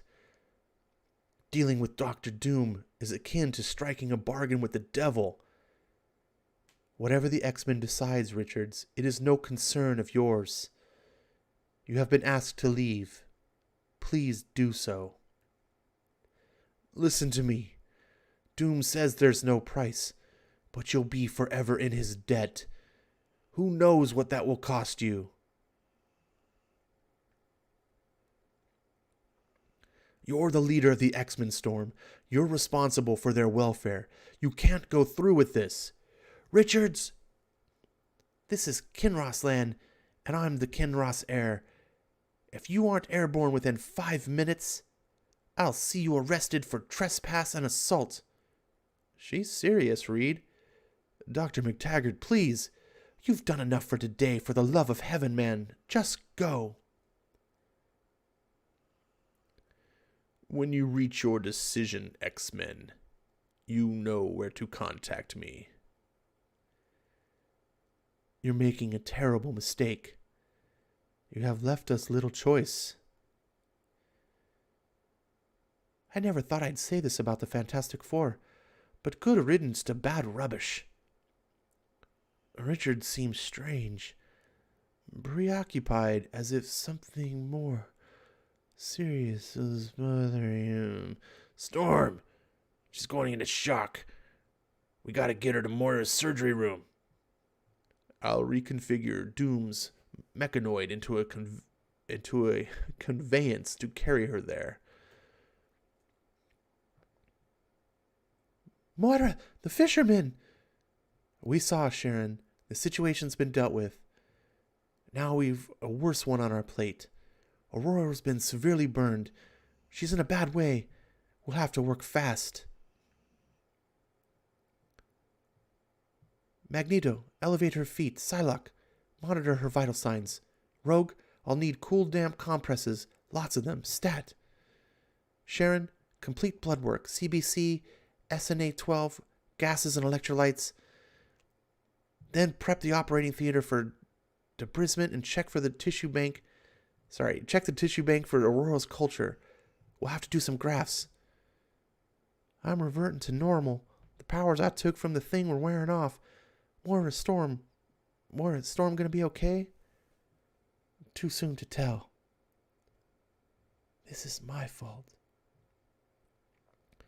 Storm's hurt, and I saw Doom make his offer on the security monitors. I want to live, but not if it costs the X-Men their souls. Maybe it's time I took this decision out of their hands. While Shadowcat ponders her fate, a man returns home, weary in body and spirit. What have I done? What's wrong with me? Nothing seemed real out there. Even when Wolverine attacked, it was like some horrible dream happening to someone else. Theoretically, the reintegrator is precisely what Shadowcat needs. Her examination data supported that, yet something, an intrinsic, made me hesitate. There has to be an answer. Why can't I see it? How you doing, Stretch? Slam! Old buddy, old pal. Working hard as always, huh? Saving the world? Ain't you the saint? Ben, what? I seen your book, Reed. This stinking journal. But I'm an old-fashioned, traditional kind of guy. I want to hear the story from your lips, Reed, to my face. I want the truth. This has got to be a mistake, sis. I mean, we're talking about Reed. Why don't you listen to the evidence, Junior, before we go shooting off your mouth? Sounds to me like the jury's already in on this kangaroo court. If that was so, you wouldn't be here. And you wouldn't be breathing. Sue, I thought this was between you and me alone. The Fantastic Four have always been as much a family as Team Reed. The others deserve to hear the truth. And this is the truth? You tell us. You know where to begin. Although not a geneticist myself, my readings of the work of Charles Xavier convinced me of the fundamental soundness of his theories, that the human race is fast approaching an evolutionary watershed, akin to the historical transition from Neanderthal to Cro-Magnon. At the same time, my recent encounter with the extraterrestrial intelligence Gormu, when combined with similar reports from across the globe, leads me to the inexorable conclusion that such contacts can only increase in the future. Thus far, we have dealt with individual beings. What will happen when humanity meets a hostile alien state? How will Earth defend itself? Muir Isle. Slash! Nice mess. Having fun, sugar? My only regret is these are rocks and not Mr. Flamin' Fantastic Reed Richards. Killing rocks won't make Storm better, or Kitty. Rocks are here. Richards isn't. There are gentler ways of getting rid of your anger and hostility, Wolverine. You meditate your way, girl. I'll meditate mine. Later, at Moira's house. Doom? Dr. Doom? This is crazy. He's the most evil and dangerous man in the world. How can you even think of accepting his offer? When he's the only game in town, Dazzler. A rated game, Wolverine, with marked cards, rigged totally in his favor. FF headquarters. Your words, Reed? Don't even try to deny it, Stretch. I remember listening to you spout off the same guff as far back as college, and especially in the weeks before our rocket launch. Those last few days was pretty much all you talked about. Just because some of this is true doesn't mean the whole book is. That's what we're about to find out. Finish the story, Reed. Is it a blessing or a curse, I wonder, having not merely a superior intellect and insatiable curiosity, but the wherewithal to make even my wildest dreams a reality? I have devoted my life and almost the entire fortune bequeathed me by my father to an experimental rocket project, so that mankind may meet any other star-faring race, not on the surface of our homeworld, but in the neutral territory of space. Disaster. The government wants me to postpone my flight. My spacecraft, they say, contains too much radical and untested technology. They require more tests before approving the launch. Don't they understand? I've already tested every element of both design and construction, far more comprehensively than they ever could. I fear if I accept this restraining order, the delays will never end. My rocket will never fly. My best friend, ace test pilot Ben Grimm, will handle the controls. My fiancée, Stu Storm, and her kid brother Johnny insist on accompanying us as well. Brave, noble souls. There are none like them in the world. Reed closes the journal, speaking softly, now from memory. The liftoff was perfect. But then, we found ourselves bombarded by cosmic rays that penetrated the shielding of the spacecraft, as if it was non-existent. We aborted the mission and returned, we thought safely to Earth, only to discover that we had all been irrevocably changed. We'd gained considerable powers, become more than human. We pledged ourselves to use those fantastic abilities for good, and so the Fantastic Four was born, I've fought Doom. I know firsthand what he's like. Most of us have, Dazzler. Most of us do. Medically speaking, X-Men, our alternative is Kitty's certain death. I can't save her. Reed Richards won't.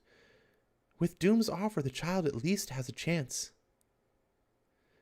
He's a devil, Moira. Do you think she'd want us to do this? If any of you were in her position, would you? If you're drowning, Sugar, does it matter who throws you a rope? Course it does, Rogue. That's the point. Question is, which matters more, Kitty or us? That's the way things happened, Reed. The way it was.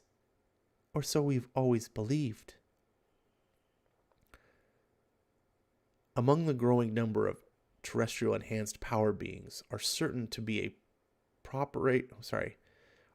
a proportion manifesting antisocial tendencies, supercriminals.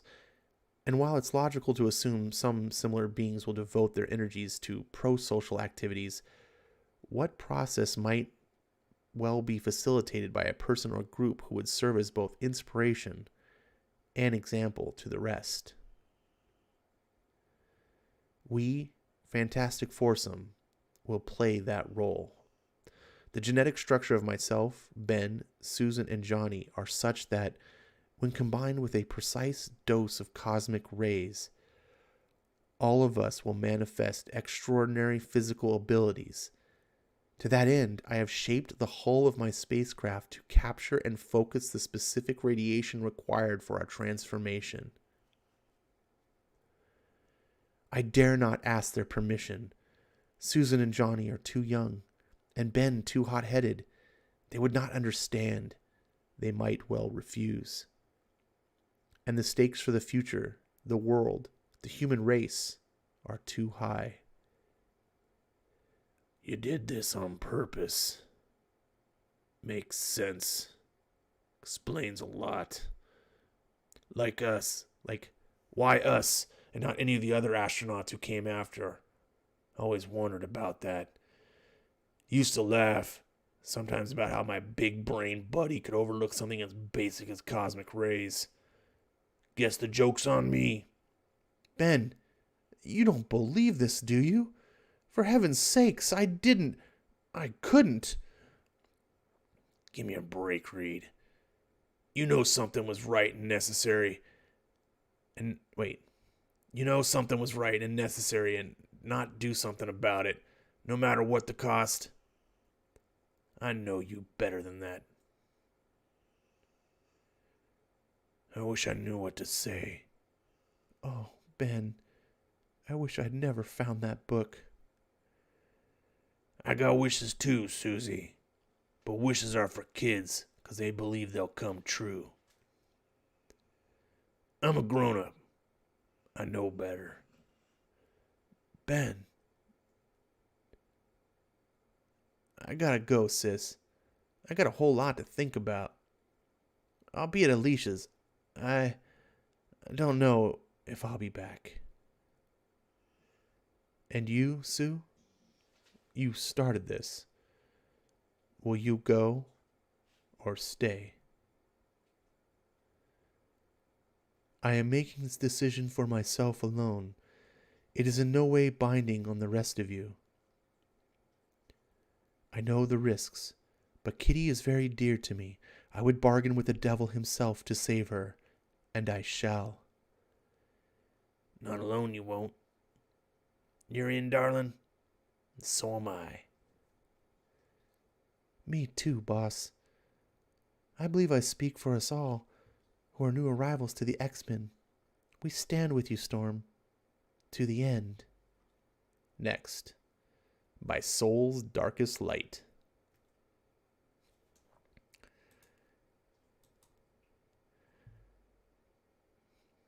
This is an interesting story. I have a feeling it's going in a direction that I don't expect. I have a feeling what I think is going on is not what's going on by design. Let's see.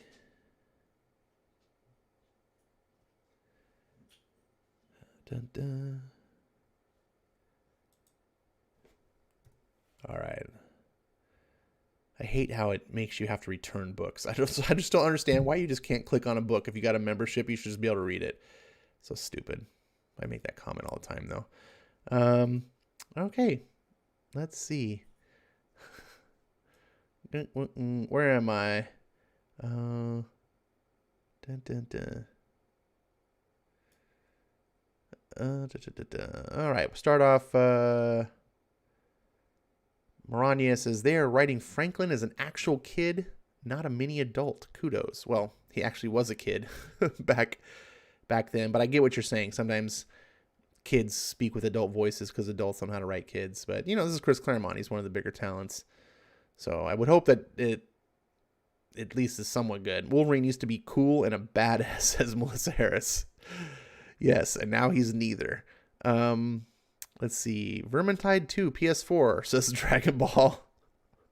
Oh, that was random, buddy. That was very random.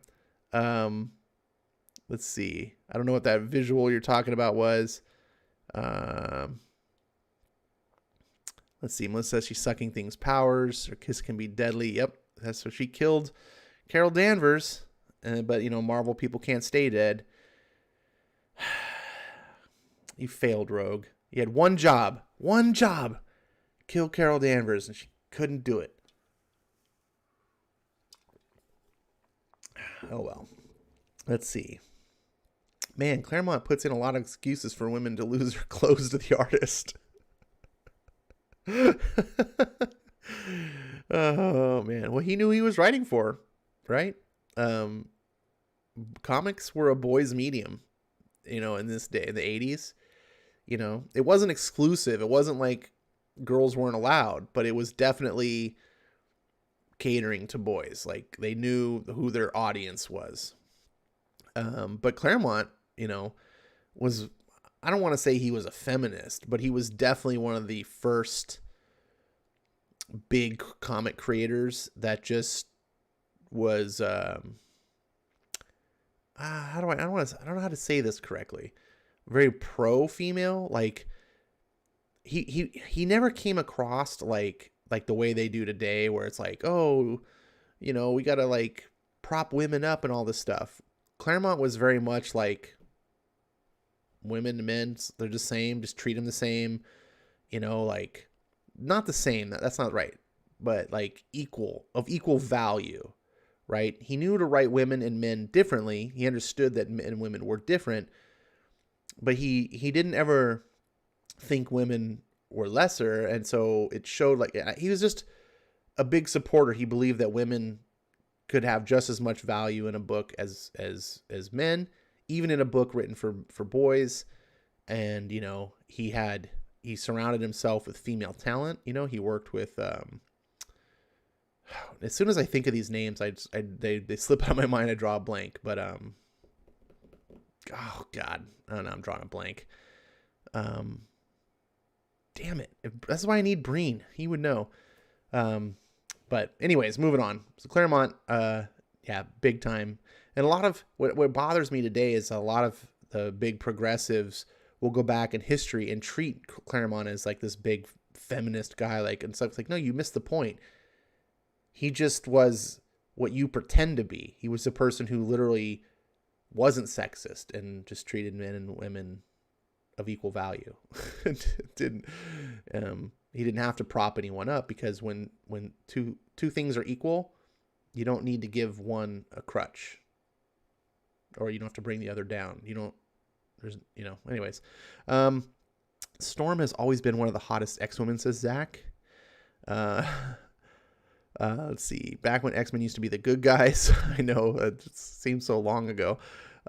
Dr. Doom, my favorite villain. I miss Dr. Doom being evil. But was he evil? He wasn't evil in this book. I don't want to say I miss Dr. Doom being evil. I mean, he's a villain. I like Dr. Doom being a villain. What I like about Dr. Doom is that his motivations aren't necessarily evil. They're what's the word? Megalomaniacal. and they're extremely, what's the term for, like, not elitist, but when you essentially think you're better than everyone. Like, Doctor Doom doesn't think he's better than everyone. He knows he's better than everyone. He knows there's no one more suited to rule the world than him. And he doesn't do it because he wants to hurt people. He does it because he literally thinks he's the good guy in his own story, right? Like, and that's what I like about Doctor Doom. He's completely self-interest. The world revolves around him. He's a very complex villain when he's written well. He's not just, I'm out to hurt people. Like those that's like Carnage. Those kind of villains don't interest me. They just want to cause pain and destruction. Let's see. RDB says the fleshy thing so gross, yuck. That's what she said.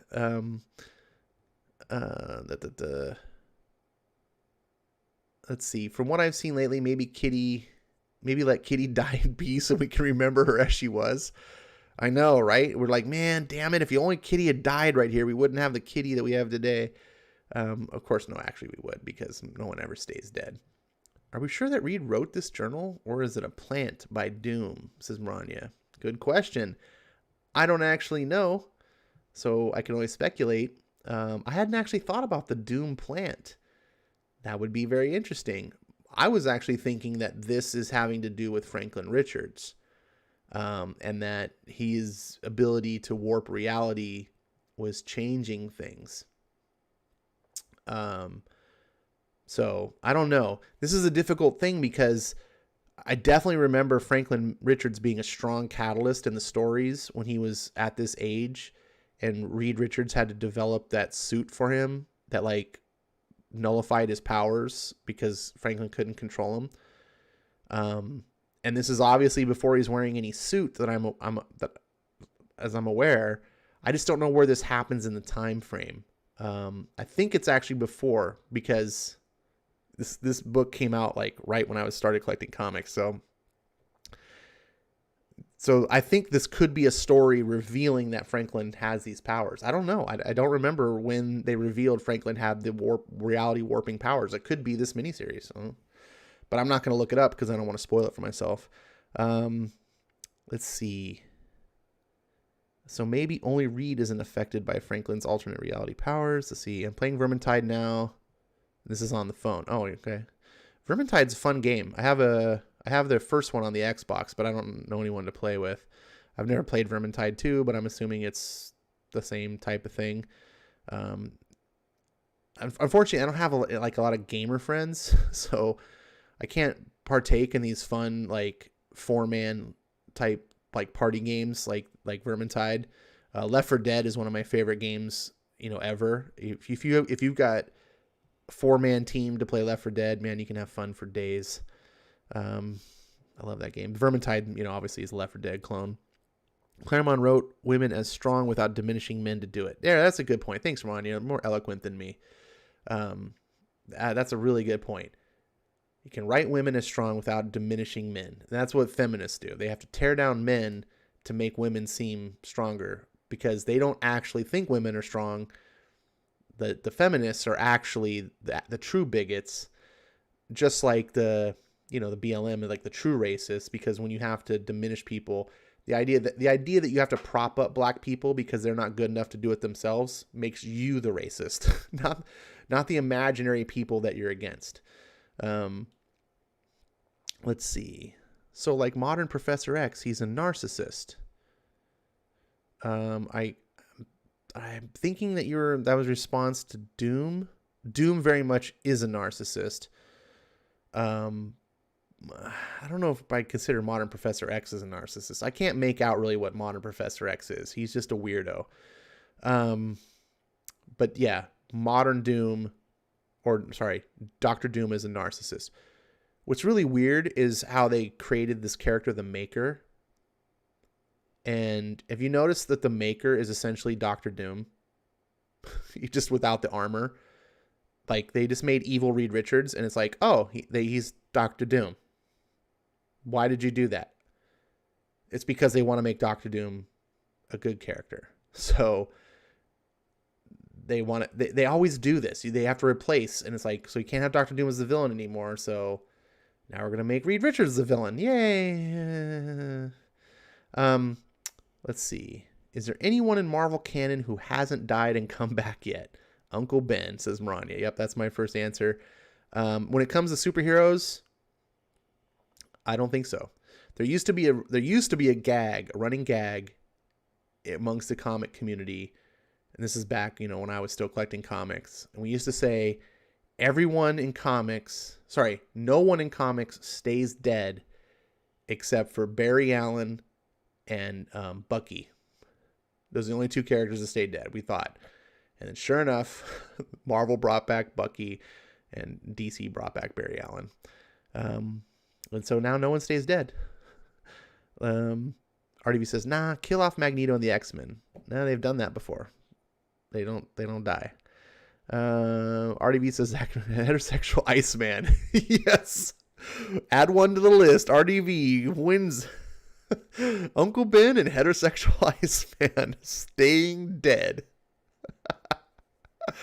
Oh, I could high five you right now, Bankman. That's funny. Marvel has Hickman's Professor X is a cult leader and a villain. He's definitely a cult leader. I don't know if he's a villain.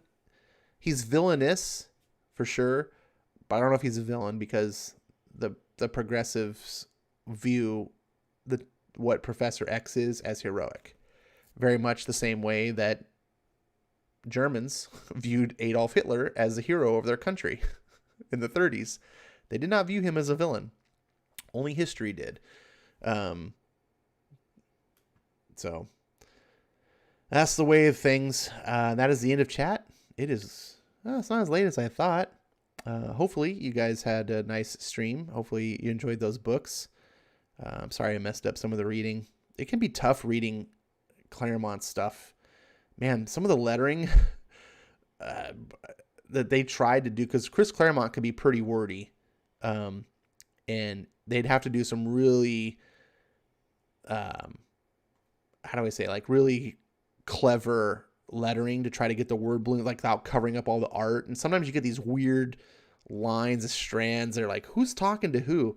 And it's especially hard when you're just doing frame by frame and I can't see the whole page because like, and so then when you're reading into your head, it's just whatever voice. But when you're reading out loud and you're trying to like just differentiate the voices a little bit and you're like, I think this is who it is. And then you end up having to pause because it takes me a second to process who's doing what. And then the reading comes off disjointed. And so I do the best I can.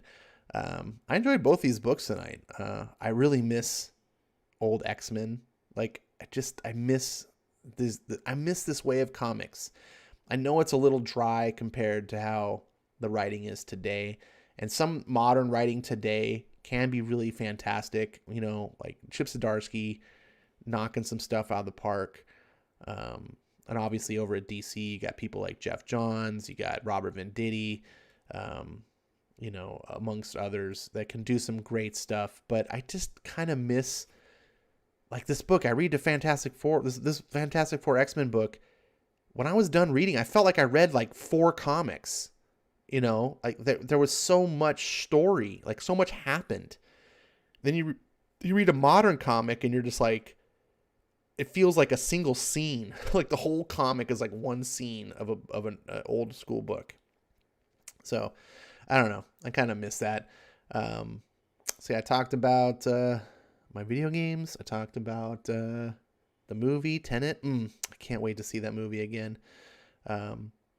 Hopefully, I warned people if you are going to go see it, it is complex. So if you go see it and you're just like, damn, Ash, I didn't understand what the hell is going on. I hated it. Don't blame me.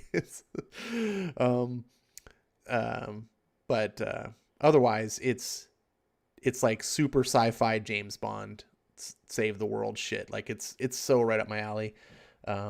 And see it in IMAX, man. Oh man, having that. It wasn't Hans Zimmer. Someone, I think RDV might have mentioned. I think this is the first movie I've seen of Nolan's. It's the first modern movie. He didn't use Hans Zimmer, but the guy who does the soundtrack, he basically makes it sound like Hans Zimmer. It just, I mean, it sounds like what you got with Inception and all that, the big booming, you know, I don't even know what you call the sounds where it's like the Inception sounds. It's fun. It was fun to be in a theater, movies being back. There was only like a handful of us in the theater too, because like no one's going to see movies. So like we went in there and like the theater's all dead. I was like, this is kind of nice going to see, you know, a new big blockbuster film, and like there's no one here. I was like, this is cool. But yeah, that's it. Thank you again to Dr. Venkman for the kind donation of the book. I'm definitely going to put that on the reading list as soon as possible. Possibly read some of that live here on air since it was a donation. I'll talk to you behind the scenes. Any one of you guys, you know how to reach me on Twitter, Ash738, if you're not following me, or you can get on my Discord channel or leave comments on the YouTube. I haven't been doing YouTube videos other than these streams lately, just because of real life things. But I do want to get back into doing some comic review stuff. I do miss that. Yeah, I don't know. I keep blabbing all night. I'm going to go play some, I think I'm going to go play some Dauntless. Maybe go on to Discord if anyone wants to come on and chat. You can come in there.